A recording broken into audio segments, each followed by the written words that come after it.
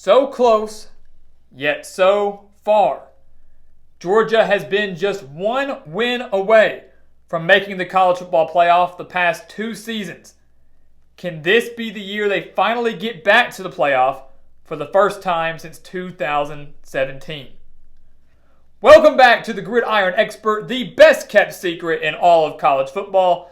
Today, bringing you our 2020 Georgia Bulldogs college football predictions. As always, make sure to continue to like, comment, subscribe, and share our videos. And also check out everything down in the description below, where you can visit our official website, thegridironexpert.com, and also follow us on all of our social media pages over on Facebook, Twitter, and Instagram.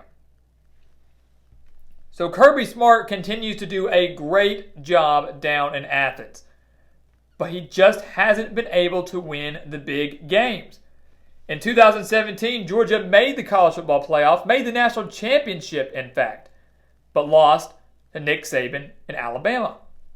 In 2018, they made the SEC championship game. They win that, they go to the playoff, but lost by 7 points to Nick Saban and Alabama.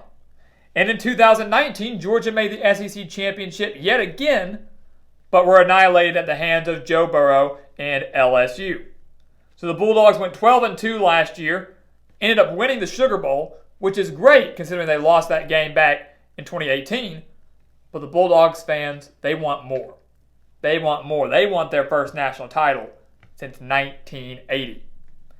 And to do it, they're going to have to see major improvement on the offensive side of the ball. And I think they get just that. The Bulldogs ranked 61st in the country in total offense last year.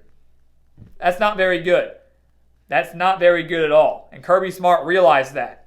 So he brings in a new offensive coordinator in Todd Monken, who has been very successful both at the college ranks and at the NFL ranks as well. They bring in 2 transfer quarterbacks, 2 great transfer quarterbacks, and Jamie Newman from Wake Forest, who had over 3,800 yards and 45 total touchdowns during the time with the Demon Deacons. And they also bring in JT Daniels, the transfer from USC, who can make an immediate impact and challenge Newman for that job if he in fact is eligible. Zamir White will be leading a running back core that now loses DeAndre Swift, and George Pickens will be leading a very young wide receiver core as well, being the leading wide receiver from 2019. Georgia only returns 2 starters offensively, guys, but with the influx of transfers and with the new offensive coordinator, they can be even better than the experienced offense that we saw last year. The defense, though, that is going to be the key for Georgia. That is going to be the strength for Georgia. If I'm any offense in the country, I don't want to see this defense on my schedule. Georgia returns 8 starters from their defense last year. A defense that was first in scoring, allowing just 12.6 points per game. They were first in rushing, allowing just 74.6 rushing yards per game. And they were third in the country in total defense. They are arguably the number 1 defense in the country this year, going into 2020, and very well could be by season's end. They return their leading tackler in Monty Rice at linebacker. They also return Richard LeCounte, who led the team with 4 interceptions last year. He leads a secondary that returns everybody but J.R. Reed, who's very talented. But considering he's the only loss, that's not too bad. Georgia certainly has the talent to get back to the SEC championship. They have the talent to win the SEC championship. They have the talent to get back to the playoff for the first time since 2017. We'll take a look at their schedule here. They open up the season against Virginia and Atlanta. Certainly a game the Bulldogs cannot afford to overlook. This is not one of those cupcake teams where Todd Monken, the offense, can kind of ease into things. They can afford mistakes and still win by 30. It's not going to be the case here. But this is a game that Georgia will win. I wish that Bryce Perkins was still here with Virginia. I think this would make this game a lot more fun to watch. I think it would make it more competitive and more intriguing. But Perkins is gone. Virginia has some quarterback questions, and they certainly don't benefit from losing spring practices with those quarterback questions. While each has a strong defense, Georgia certainly has the upper hand there, and they will defeat the Cavaliers by at least 14 points in Atlanta. They get a win over Eastern Tennessee State. before the road game at Alabama. There are 2 games on Georgia's schedule that will make or break their season. And it's the road game at Alabama, and it's the game against Florida in Jacksonville. Those are the 2 biggest games and probably the most difficult games on Georgia's schedule going into 2020. We look at Alabama here. The game is in Tuscaloosa. The Crimson Tide has won 5 straight over Georgia, and that includes the past 2 between Kirby Smart and Nick Saban, national championship and that SEC title game from a few years ago. This is going to be a very, very, very close game. But it'll be very interesting to see that if, in fact, we do have fans in the stands, even just in a limited capacity, how well does JT Daniels or Jamie Newman handle the environment? How well do they play in one of the most electric atmospheres in all of college football? Jamie Newman never really played well in the big games during his time with Wake Forest, and there weren't too many of those there. How can he handle the pressure here at Georgia? You look at Alabama. They're going to be dominant yet again if their defense can stay healthy. They battled so many injuries last year, but get a lot of those key pieces back, including Dylan Moses at linebacker. Alabama does get Mac Jones, and at quarterback, they have Najee Harris at running back, and I think ultimately, Nick Saban and the Crimson Tide make just enough plays across the board to squeak out a victory in Tuscaloosa. A game that will be decided by 7 points or less. Alabama gets the win. And Georgia drops their first game of the season. They are 3-1 with a win over ULM. We'll make it 4-1 with a quick win over Vanderbilt, a team that they defeated 30-6 last year and will struggle mightily yet again under Derek Mason, what I believe will be his final year in Nashville. They then stay at home to take on Auburn. Big-time rivalry game coming to Athens now. Last year, Georgia won on the Plains 21-14 against the Tigers. You look at Auburn this year, guys, they lose a lot of key pieces, especially on the defensive side of the ball, from that squad last year, that 9-win team we saw last year. But they get a couple key pieces back themselves, namely on the offensive side of the ball, in Bo Nix, who was decent as a true freshman last year for the Tigers, and basically his entire wide receiver core. Like Georgia, Auburn brings in a new offensive coordinator in former Arkansas head coach Chad Morris.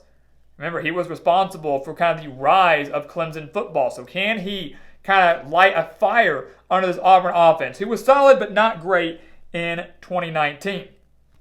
The key here is going to be Auburn's offensive line. An Auburn offensive line that lost everybody from last year going up against Georgia's defensive line. That's going to be the key here. And I think Georgia's defensive line makes just enough plays. They go on the road, stay at home and take a win over Auburn. Right there, they are 5-1. Auburn still in for a solid year under Gus Malzahn, but not enough to come into Athens and take down the Bulldogs. They then travel on the road to take on Eli Drinkwitz and Missouri, a team that was shut out by the Bulldogs last year, 27-0. Missouri has way too many questions offensively. And when you look at strong defensive teams, guys, Florida is one of them. Georgia is one of them. Alabama will be one of them this year, just teams within the SEC. If you come across any team that has questions on offense, namely at the quarterback position, maybe even with a brand new head coach, you can't say it's an automatic loss, but the odds are not in their favor, and it's more than likely going to result in a loss. Too many questions offensively going up against arguably the best defense in the country. Missouri stands no chance, even with the game being at home. Georgia goes on the road and gets a win here, going into their bye week, going into the biggest game of the season, the world's largest outdoor cocktail party down in Jacksonville. Georgia, Florida, winner more than likely takes the East. The winner takes the East. Georgia has won 3 straight games against the Gators. Georgia has won 3 straight against Florida, but last year's 24-17 victory was the closest margin of victory during that 3-game stretch. Closest margin of victory during that 3-game stretch, which means Florida is closing the gap. Florida showed that they could have won last year. If their defense had learned how to tackle and maybe learned how to, cover some people, they could have won that game. But they didn't. They're slowly but surely closing the gap. And this is a year that many believe Florida can finally overthrow Georgia and win the SEC East. Maybe even contend for a playoff spot themselves. So the question here is 2 things. One, can Kyle Trask pick apart this Georgia secondary? Kyle Trask had a fantastic year last year, considering he wasn't even the starter going into 2019. Great year for Florida football, over 2,900 yards. But he didn't play that great against Georgia last year. Can he pick apart what will be one of the better secondaries in the entire country this year? And then the second thing is, can the Florida offensive line, which returns 3 starters from last year but wasn't all that great in 2019, can they hold up against this Georgia pass rush? Kind of similar to what we were talking about in this Auburn game here. Both teams boast very strong secondaries. Both teams should be great offensively. Florida actually owns that edge right now in my eyes. But until Florida can actually see it, until I see it with my own eyes, the SEC East is Georgia's to lose. And the Bulldogs go into Jacksonville and get a win over Florida by 7 or less. This game will be decided by no more than a touchdown, but it is Georgia that extends their winning streak to 4 over the Gators, guys. Like I said, Florida's closing that gap, but I just don't see them getting the job done until I can finally see it. They then go on the road to take on South Carolina, so they get 3 remaining SEC games here, 2 of which come on the road. This South Carolina game is not one that Georgia can overlook. Because remember, Georgia lost at home in overtime to South Carolina, 20-17. 20-17, they lost in Athens to the Gamecocks. And that was without Ryan Helinski for the majority of that game. Israel Mukuamu, in the secondary for the Gamecocks, became Jake Fromm's worst nightmare after that Athens game last year. Georgia has revenge on their mind. Mukuamu is back, which could pose a problem for Newman or Daniels, but the key for South Carolina is consistency offensively, and I don't know if they're going to be able to get that week in and week out. This game, despite it being at home, is not going to go in South Carolina's favor. Georgia's high off a win over Florida. They're angry after what South Carolina did to them last year, and they go on the road and take care of the Gamecocks. And I also give them a game over Tennessee as well. The game back in Athens, a team they defeated 43-14 in 2019. A lot of people are high on Tennessee this year. A lot of people think they could win between 8 to 10 games. I'm not seeing it. If this game was in Knoxville, maybe.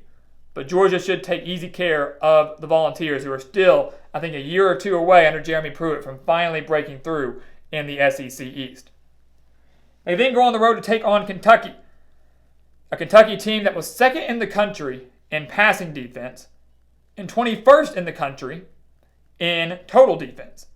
So Mark Stoops continues to do a great job in Lexington, continues to stress the importance of defense within the SEC, and because of how well their defense has been playing, Kentucky has made multiple bowl games in a row, I believe 3 or 4 bowl games in a row now under Mark Stoops. Last year, the Wildcats hung with the Bulldogs, only losing in Athens 21-0. Keep in mind that was with Lynn Bowden as their quarterback. Now Terry Wilson should be back at quarterback. Kentucky should actually have a guy that's a legitimate QB under center. But Terry Wilson is back. The running game is back. The offensive line is great. The defense is great. The game's in Lexington. Remember, 2 years ago, this game in Lexington ultimately decided who won the SEC East, and Georgia went on the road and took easy care of Kentucky. I think, once again, like last year, this game is close for about a half, maybe midway through the 3rd quarter. But in the end, the Georgia offense breaks through, gets the win in Lexington over a very talented Kentucky team. They win that, and they take easy care of Jeff Collins and Georgia Tech. The Georgia Tech team that Georgia has defeated by a combined score 135-35 over the past 3 meetings. So Georgia has outscored Georgia Tech by 100 points over the past 3 meetings, and the Yellow Jackets are still going to go through some major growing pains under Jeff Collins as they continue to try to switch from that option offense to that more pro-style offense. Still way too many questions there. Georgia has a field day at home, senior day in Athens. Not a chance for the Yellow Jackets. And the Bulldogs are 11-1 at the season's end. And with that win over Florida, more than likely will win the SEC East. More than likely will win the SEC East. They take care of business there. They take care of business over Alabama, or they fall to Alabama. That's their only loss. Remember, last year they only had 1 loss to South Carolina before losing to LSU and then winning the Sugar Bowl. So with this 11-1 record, guys, that's good enough to win the East, which is good enough to meet up against Alabama or LSU probably in the SEC championship game. And if the Bulldogs win that, they take care of business over the Crimson Tide, who they have struggled against so mightily over the past few years, or maybe against LSU, who they fell to last year. If they win the SEC championship game at 11-1, the Bulldogs are back in the SEC or in the college football playoff for the first time since 2017. I have faith in Kirby Smart. I have faith in Todd Monken that he will come in and turn this offense around. And this defense, like I said, is one that I do not want to face if I'm any team in the country right now. The Georgia Bulldogs, we know you're not sleeping on them, but pay attention to them this year. The season will be decided right here on Halloween. We think they get the job done. It might just make the college football playoff this year. You'll have to wait and find out.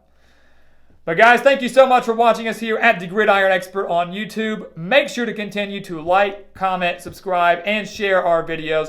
Also, make sure to check out everything down in the description below. Visit our official website, thegridironexpert.com, and all of our social media pages over on Facebook, Twitter, and Instagram. And once again, as always, thank you so much for watching, and we will see you next time right here on the Gridiron Expert.